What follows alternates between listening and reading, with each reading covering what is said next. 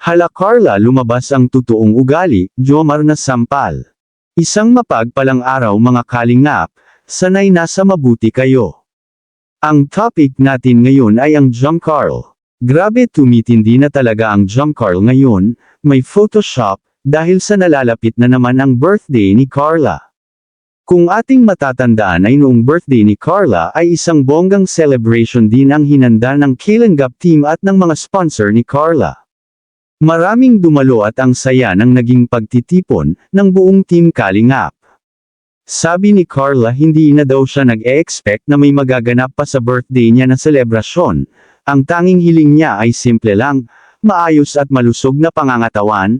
Nakakahiya na daw sa mga sponsor nila dahil noon ang laki ng gastos, marami din silang iba pang tinutulungan na mga beneficiary. Pero hindi naman din nila kayang tanggihan kung yun ang magbibigay saya sa mga sponsor ni Carla ang makita ang Jomcarl na masaya. Kaya ngayon pa lang ay abala na sila sa napakagandang photoshoot ni Carla ngayong taon. Sobra-sobrang biyaya na naman ang natanggap ni Carla, at malaking tulong para sa kanya at sa kanyang pamilya. Karapat-dapat din talaga sila matulungan dahil napakabait at walang reklamo, kung ano lang ang meron ay sapat na para sa kanila. Sa ibang bahagi nagulat ang karamihan ng nanampal si Carla kay Jomar at napamura. Narito ang maiksi na clip, ating panoorin. Ay, grabe. Ganda mo talaga, Carla. Kaya nga, Bakit? tsaka hindi ako komportable sa suot ko. Oo? Dami-daming tao. Ako ba?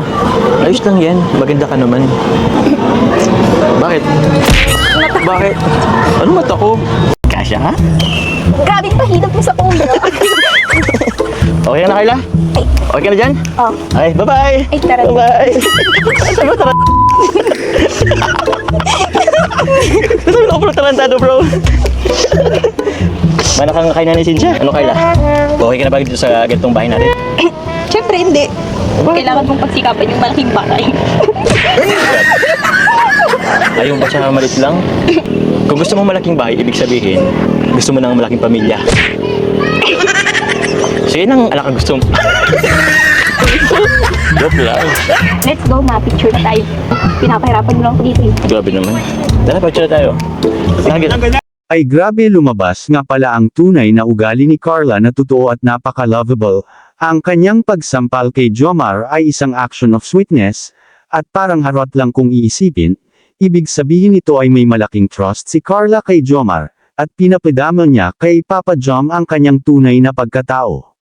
Ano po ang masasabi niyo tungkol dito mga kalingap? Please comment down below. Ingat palagi and to God be the glory.